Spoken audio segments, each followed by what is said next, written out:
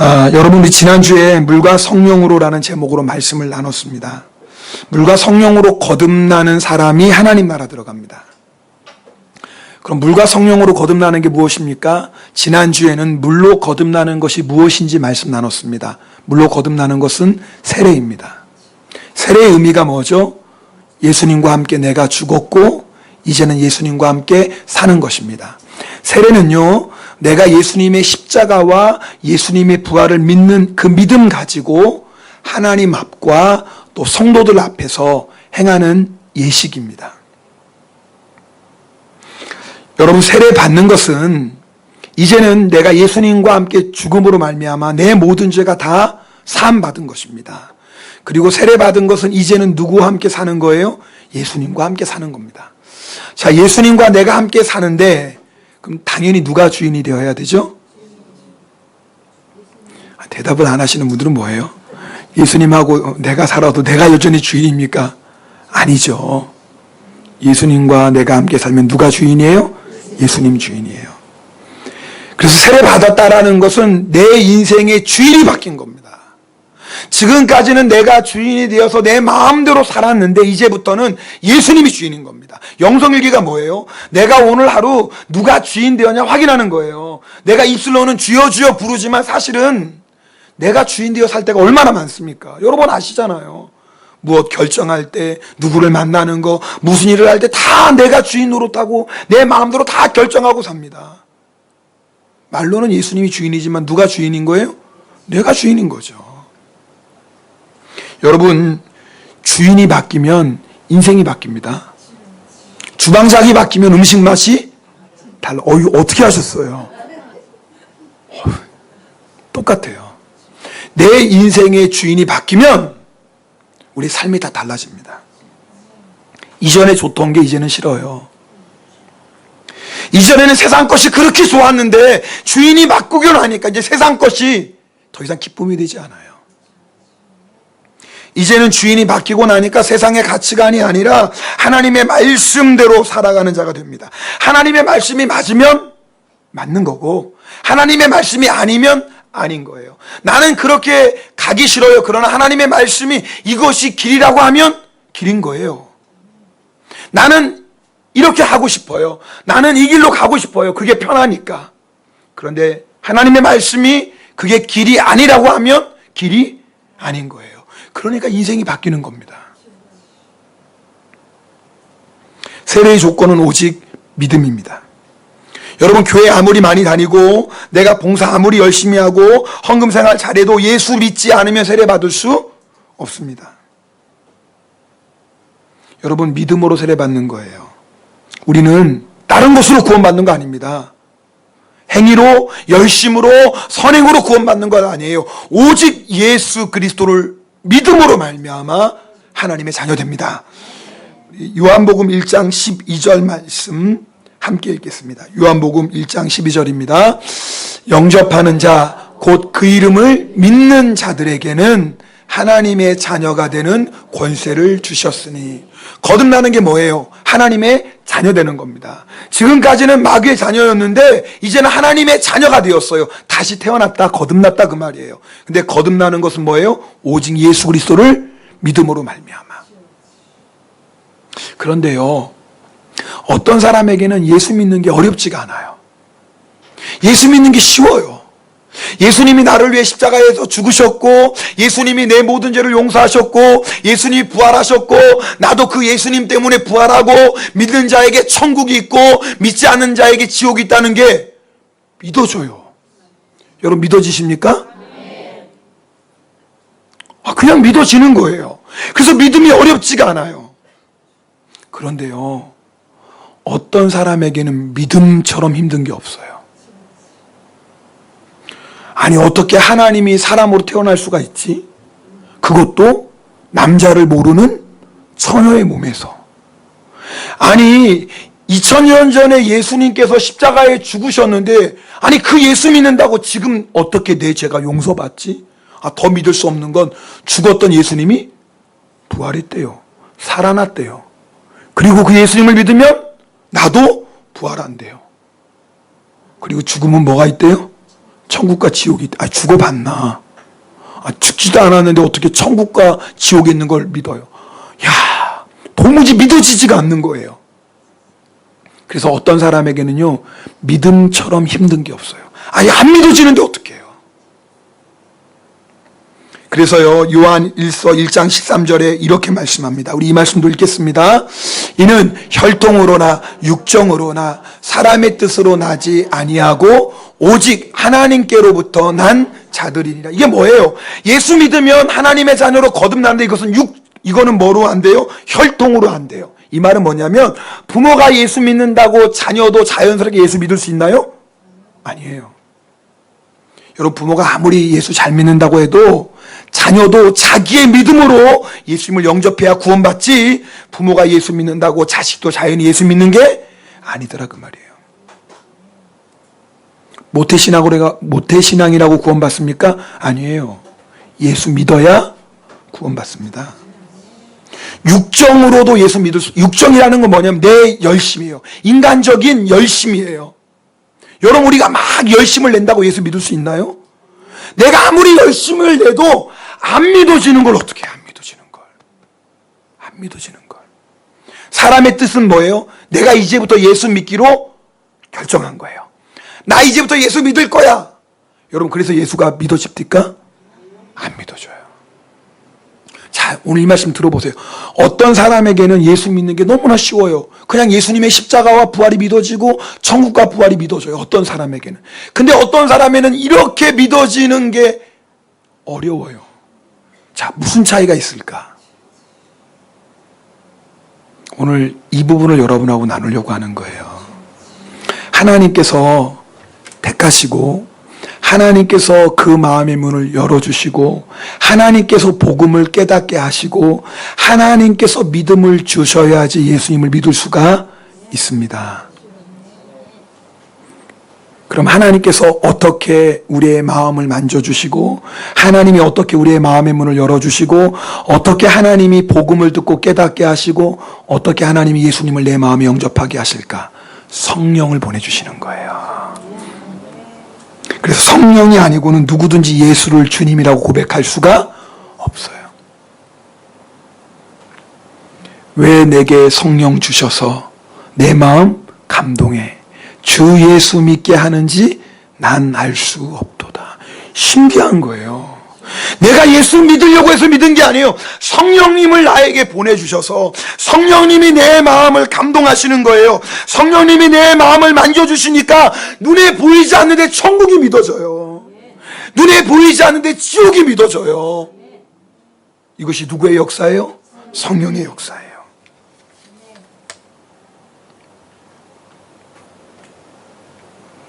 예수님께서 물과 성령으로 거듭나야지만 하나님 나라에 들어갈 수 있다고 말씀하시면서 6절, 7절에 이렇게 또 말씀하십니다. 우리 6절, 7절을 함께 읽겠습니다. 육으로 난 것은 육이요 영으로 난 것은 영이니 내가 내게 거듭나야 하겠다는 말을 놀랍게 여기지 말라. 6절 보면 육으로 난 것은 육이. 이게 뭐냐면 여러분, 우리는 예수 믿기 전엔 다 육이에요. 이게 무슨 말이에요? 영이 죽어있다 그 말이에요. 그러니까 내가 아무리 인간적인 열심을 내도 거듭날 수 있어요? 없어요? 없다 그 말입니다. 그러니까 거듭나지 않은 사람이 아무리 열심히 교회에 나와도, 거듭나지 않은 사람이 아무리 열심히 착한 일을 한다고 해도, 거듭나지 않은 사람이 아무리 심지어는 주님 앞에 나와 예배 드린다고 해도 그게 하나님과 상관이 있어요? 없어요? 없어요. 오늘 이 말씀 잘 들으셔야 돼요. 그래서 육으로 난 건 육이에요. 그런데 그 다음에 성령으로, 우리 한국어 성경에는 영으로 난 것은 영이지만 일본어 성경 보면 너무나 잘 나와 있어요. 미타마니 요때 우마레타 모노와 레이데스. 그러니까 앞에 있는 영은 뭘 말하는 거예요? 성령이에요. 그러니까 성령으로 말미암아 태어난 사람은 이제 영이다 그 말이에요. 에베소서 2장 1절에 보면 너희는 허물과 죄로 죽어 있었다 그랬어요. 뭐가 죽은 거예요? 영이 죽어 있어요. 영이 죽으니까 영이신 하나님을 알지도 못하고 영이 죽어 있으니까 예수님을 믿지도 못하는 거예요. 그런데 성령님이 우리 안에 오셔서 역사하시면 우리의 영이 살아나서 하나님을 보게 되고 예수님을 믿을 수 있다 그 말이에요. 여러분, 오늘 이 말씀 듣는 여러분 가운데 내가 정말 물과 성령으로 거듭났는지를 확인해 보셔야 돼요. 여러분, 내가 물과 성령으로 거듭나지 않고 신앙생활하면 육으로 난 것은 육이에요. 내가 열심히 신앙생활하는 것처럼 보여도 하나님과 아무 상관이 없어요. 여러분, 그렇다고 예수 안 믿는 사람이 예배에 나오지 말라는 얘기가 아니에요. 예배에 나와야 돼요. 왜요? 예배 드리다가 말씀 듣다가 찬양하다가 기도하다가 성령님이 만져주시면 마음의 문이 열리고 하나님의 말씀이 들리고 예수 믿게 되니까. 할렐루야. 그런데 거듭나기 전까지는 뭐예요? 역시 다 육이다 그 말이에요. 자, 내가 이제 성령으로 거듭났어요. 자, 성령으로 거듭난 사람이 이제는 어떻게 해야 되느냐? 이제는 성령을 따라 살아야 돼요. 여러분, 지난주에 말씀 기억해요? 내가 예수님과 함께 죽고 예수님과 함께 살았어요. 이제는 예수님이 내 인생의 주인이 되었어요. 그럼 이제 내 인생의 핸들을 누구에게 넘겨드린 거예요? 예수님. 여러분, 다 넘겨드리셨나요? 우리 옆에 분하고 인사하겠습니다. 인생의 핸들 넘겨드리셨나요? 그럼 인사해야 될 거 아니에요. 저는 아직도 넘겨드리지 못했어요. 지난 한 주간에도 예수님께 핸들 안 넘겨드리고 자기가 잘나고 자기가 똑똑하다고 막 운전하다가 사고 낸 사람도 몇 사람 있을지 몰라요. 내가 막 운전해가지고 이 사람 저 사람 그냥 부딪히고 말이에요. 여기저기 그냥 사고 치고 다니고요. 그럴 수밖에 없어요. 마찬가지예요. 내가 이제 성령으로 거듭난 사람은 뭘 따라 살아야 돼요? 성령을 따라 살아야 돼요. 여러분, 우리의 신앙생활은요, 예수 믿고 구원받는 게 끝이 아니에요. 여러분, 갓난 아이가 응애 하고 태어났어요. 너무나 귀하고 감사한 일이죠. 근데 그 아이 가만히 놔두면 어떻게 돼요? 아니, 제가 지금 어려운 걸 물어보는 게 아니라 영적으로 심오한 걸 물어보는 게 아니에요. 여러분, 갓난아이가 응애하고 태어났는데 가만히 놔두면 어떻게 돼요? 죽어요.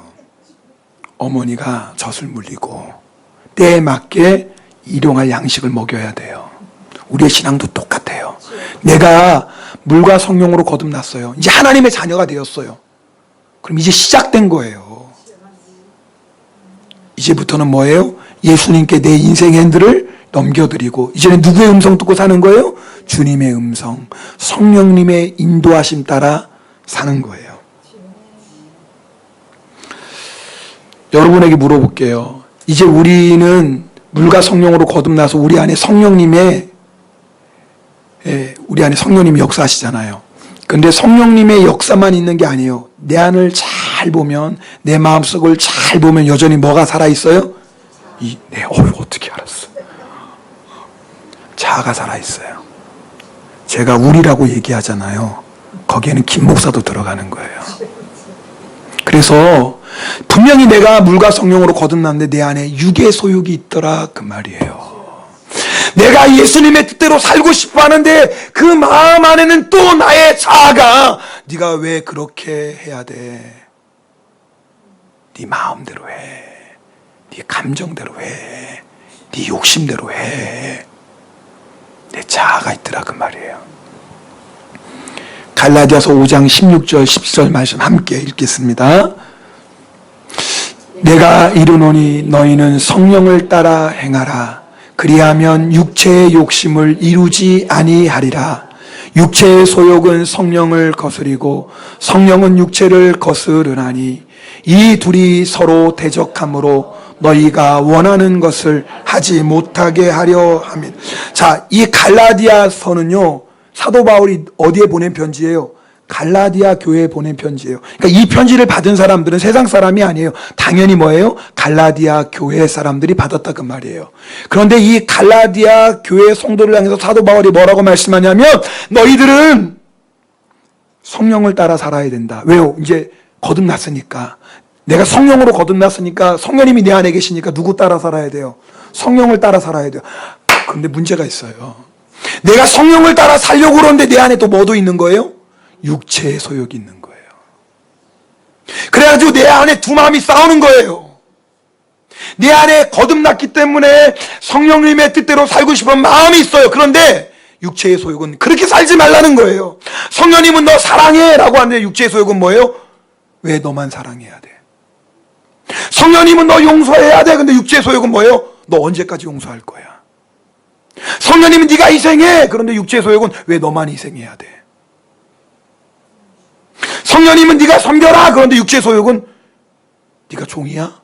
왜 너만 섬겨야 돼? 성령님은 이것까지도 참아라. 그러는데 육체의 소욕은 뭐예요? 이번에는 참지 말아라 그래요. 성령님은 뭐예요? 강하고 담대함으로 마귀와 싸워라. 그런데 육체의 소욕은 뭐예요? 강하고 담대함으로 사람하고 싸워라 그래요.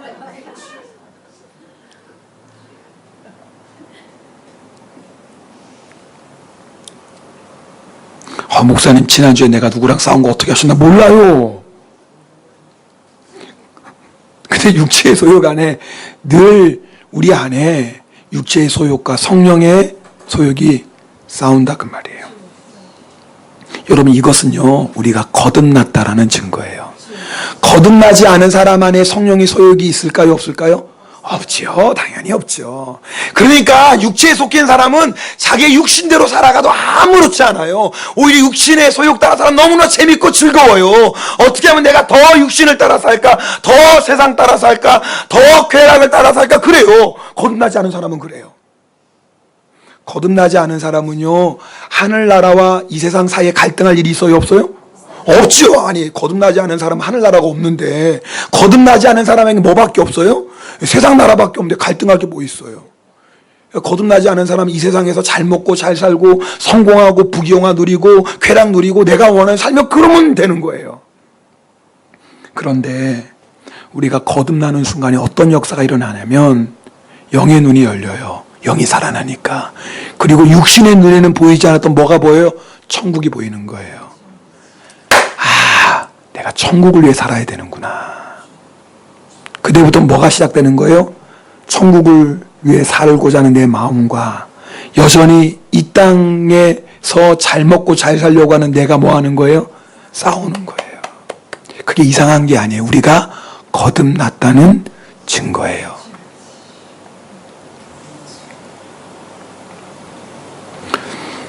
이 세상 나라가 헛된 걸 알아요. 하나님 나라가 영원한 걸 알아요.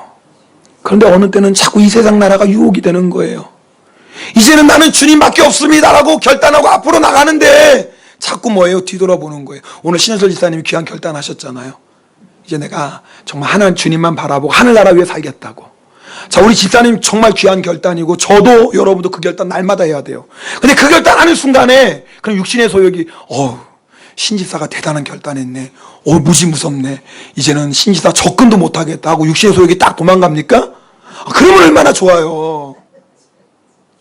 이렇게 결단해도 오늘 저녁에 가면 또 육신의 소욕이 스물스물 올라와요. 우리 공지사님이 바가지를 끄면 내가 이걸 한번 또 엎어. 물론 우리 신지사님은 안 그렇죠. 공지사님이 무서우니까 뭐 그러진 못하는데, 그러니까 그런 육신의 소욕이 있어요 없어요? 있다 그 말입니다. 언제까지? 하늘나라 가는 그 순간까지. 여러분 내가 육신의 소욕이 올라올 때마다 자신을 정죄하지 마세요. 오히려 내가 거듭난 사람 맞구나. 그러나 육신의 소욕에 치면 안 되는 거예요. 여러분 제자훈련 받던 어느 집사님이 그런 고백했어요. 내가 말씀대로 살겠다고. 이제는 세상 바라보지 않고 주님만 바라보고 살겠다고. 이제는 세상 나라 위에 살지 않고 하나님의 나라를 위해 살겠다고 내가 결단했는데 세상에 나가서 살고 세상에 나가서 일하다 보면 자꾸 내 마음이 흔들린대요.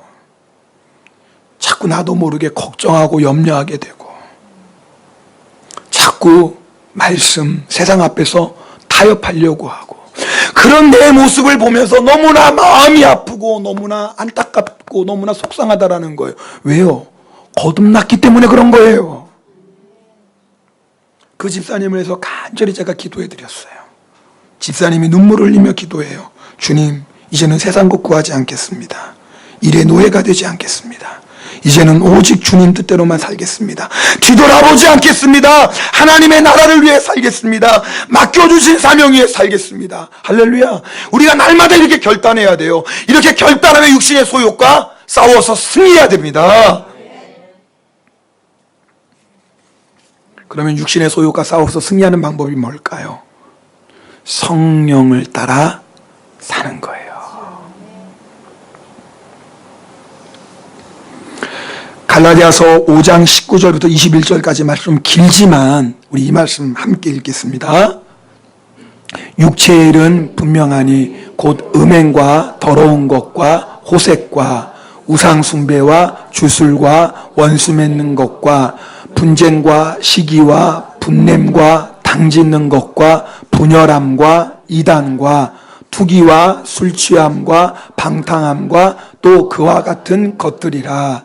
전에 너희에게 경계한 것 같이 경계하노니 이런 일을 하는 자들은 하나님의 나라를 유업으로 받지 못할 것이요. 자, 그 앞에 바로 그 앞에 거 보여주세요. 집사님 저를 보세요. 이 편지가 누구에게 보낸 거예요? 갈라디아 교회. 자, 예수 믿는 사람이 아니에요? 믿는 사람. 거듭난 사람이 아니에요?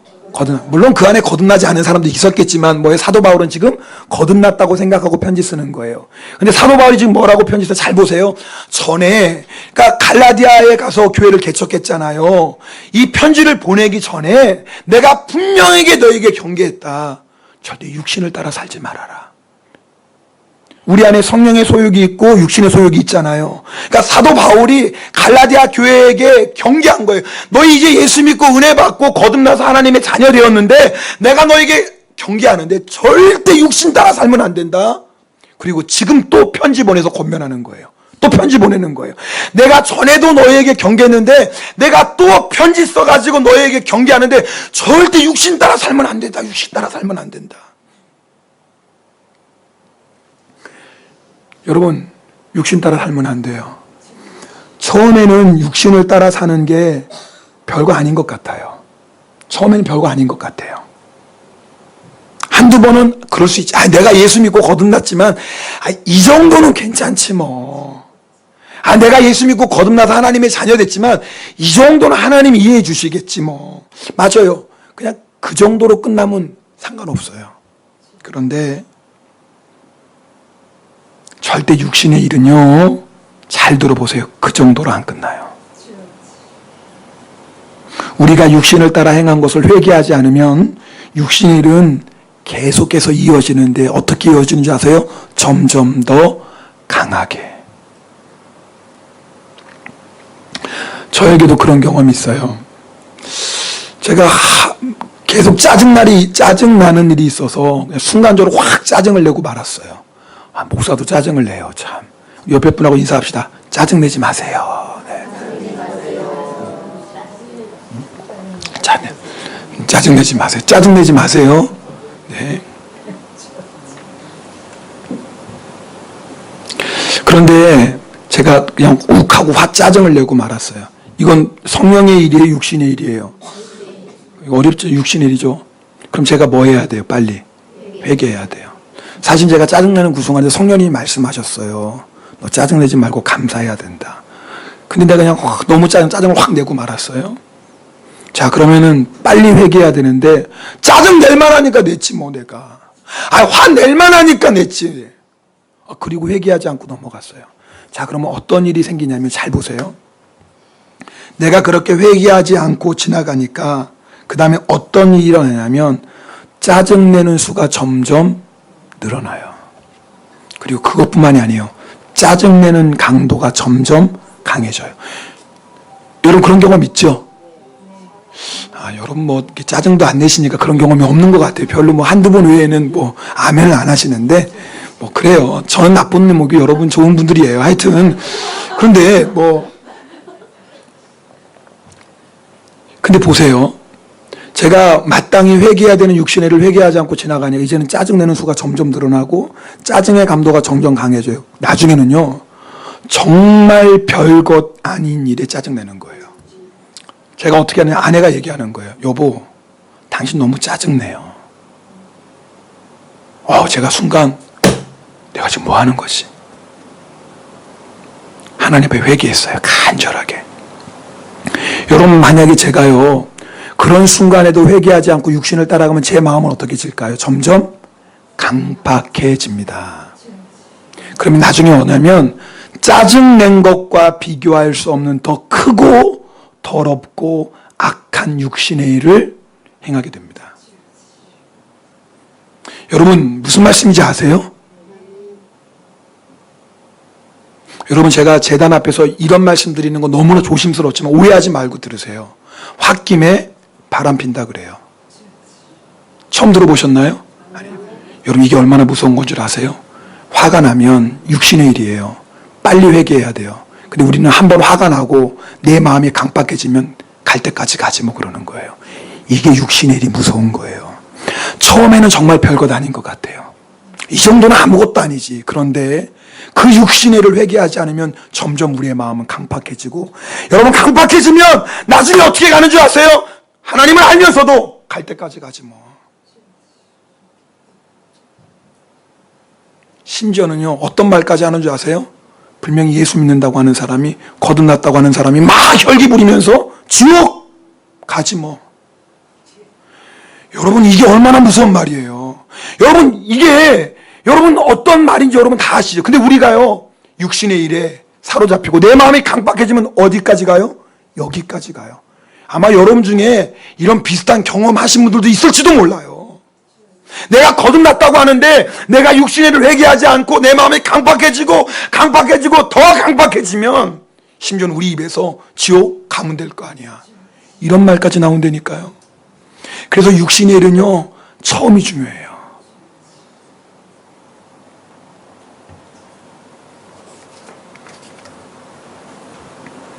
여러분, 왜 이게 무서운 줄 아냐면 육신의 일은,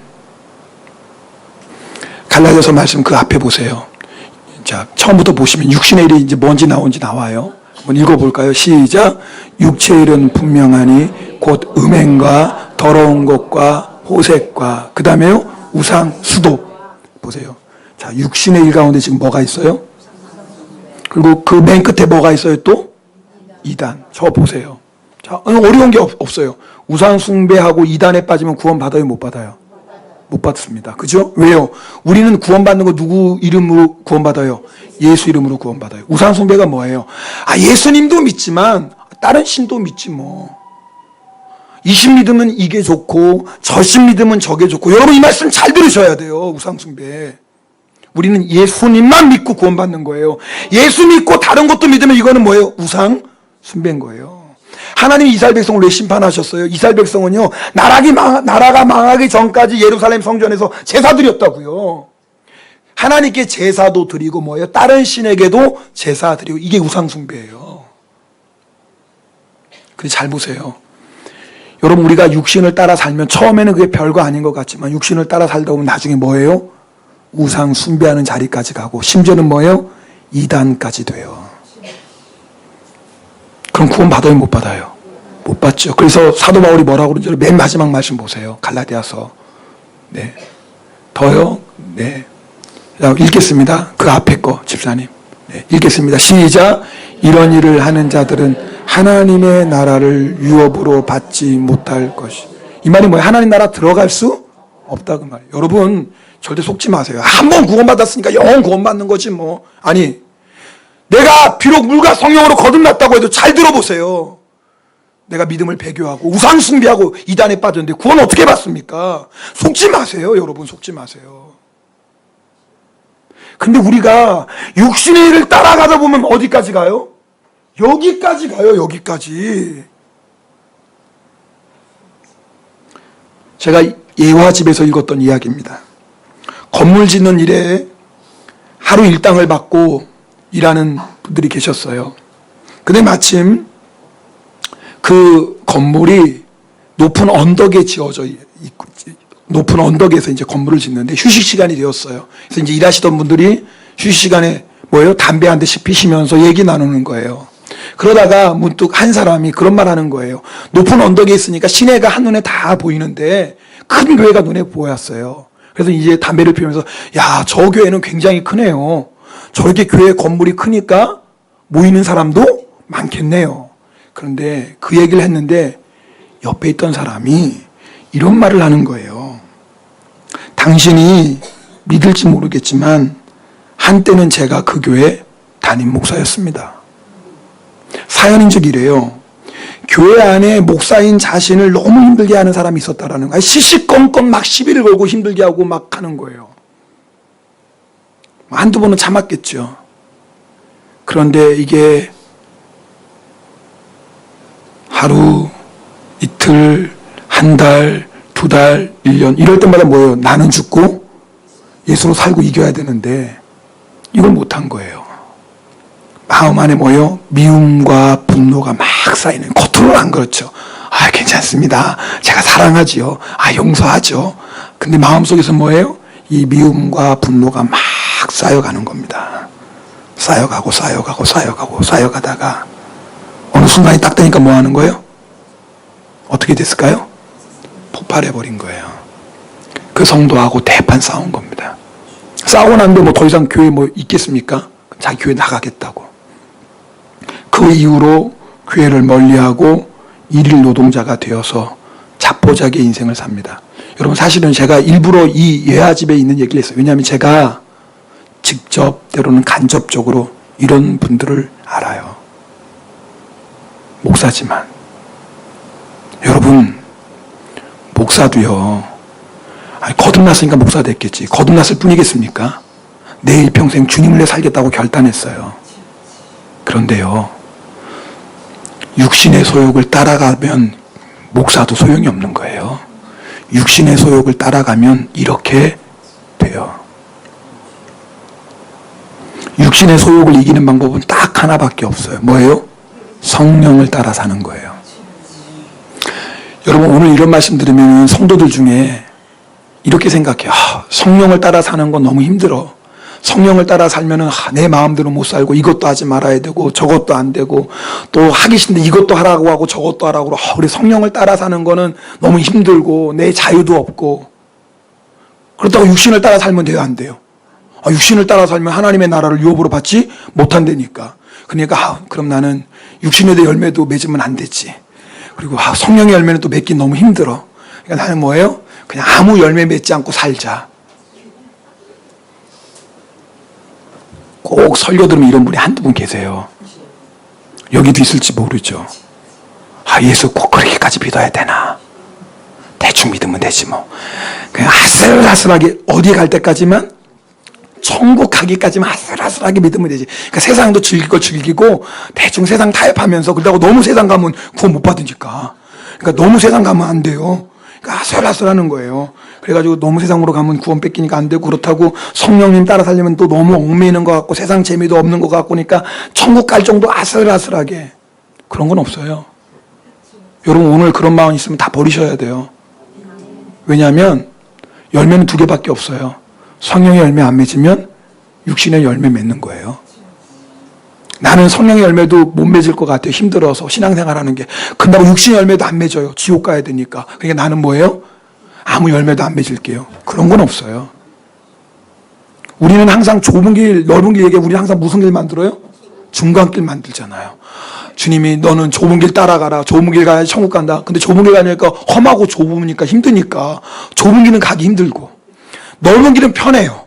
근데 넓은 길 가고 싶어, 내 마음은. 육신의 소욕. 근데 넓은 길 가면 어디 가야 돼요? 지옥. 그러니까 뭐예요? 꾀를 하나 내는 거예요. 주님, 저는 좁은 길 가려니까 너무 힘든 것 같고 세상 미련도 못 버리고 또 제가 그러니까 좀 이해해 주세요. 그래서 제가 좁은 길에 한 발을 놓고 또 지옥은 갈 수 없잖아요. 그러니까 좁은 길도 없고 넓은 길에도 해서 중간길 만드는 거예요. 성경에도 없는 중간길. 중간길 있어요, 없어요? 없어요. 좁은 길 아닌 것은 다 뭐예요? 넓은 길. 여러분, 제가 재미있게 얘기하는 것 같지만 사실 그렇게 어중간하게 아직도 내 마음 결단하지 못하고, 이제 주님 앞에 설 날이 점점 가까워 오는데도 여전히 세상을 향한 미련 정리하지 못하고, 여전히 뭔가 세상의 미련 아직도 남겨두고, 아니 마흔이 넘었으면 이제 반 정도 살았잖아. 아유, 죄송합니다. 200살까지 사신 분은 아니지. 대충 보면 이제 40 넘고 50 넘으면 반 사셨잖아요. 그럼 이제 인생을 알 만큼 알지 않습니까? 50 정도 됐으면? 그럼 여러분 알잖아요, 이제는. 내가 남은 인생 어떻게 살아야 될지. 근데 여전히 세상 미련 버리지 못하고, 뭐가 세상에 그렇게 있다고 여전히 아쉬워하고 말이에요. 마음에 결단하지 못하고, 여전히 내 마음 왔다 갔다 하고, 언제까지 그러시겠어요?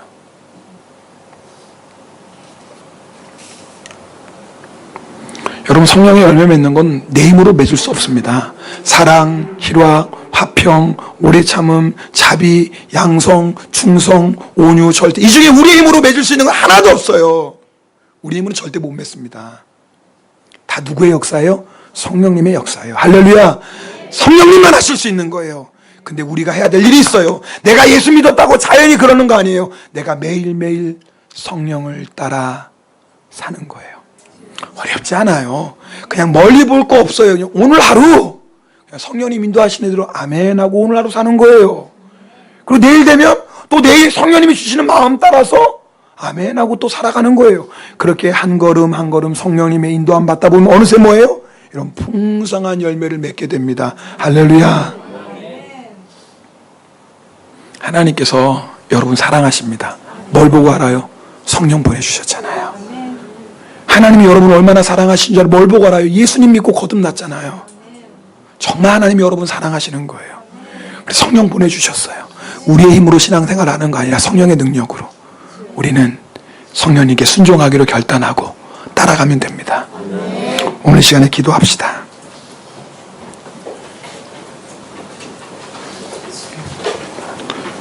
주보혈 날 정결케 하고 그거 반주해 주세요.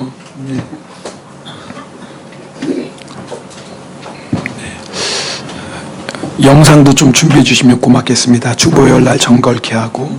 자, 우리 두 눈을 감고 우리가 이제 기도하기 전에 잠시 나의 모습을 조금만 살펴봅시다. 혹시 여러분 가운데 아직도 내가 정말 물과 성령으로 거듭났음에도 아직도 주님과 세상 사이에서 갈등하는 분이 있나요? 네, 이해해요. 저에게도 그런 마음이 있었으니까요. 또 다 누구에게나 그런 마음이 있잖아요. 그런데 결단의 순간이 필요해요. 여러분, 언제까지 그렇게 해요? 우리가 주님과 세상에서 방황할 수 없습니다. 언젠가는 결단해야 돼요. 여러분, 언제 결단하시겠습니까? 여러분, 내일 일은 우리가 몰라요. 주님이 허락하셔야지 내일이 오는 거예요. 여러분, 그 결단이 내 자유, 내 행복, 내 즐거움을 빼앗아갈 것 같아요. 천만에요. 내가 정말 주님 위해 살기로 결단하면 주님이 우리 인생을 책임져 주시기 시작합니다. 내가 정말 주님을 위해 살기로 결단하면 주님이 우리 인생을 책임져 주십니다. 내가 정말 주님을 따라 살기로 결단하면 그 어떤 환난과 핍박 속에서 주님 우리를 지켜주시고 악한 자가 우리 머리카락 하나 상하지 못합니다.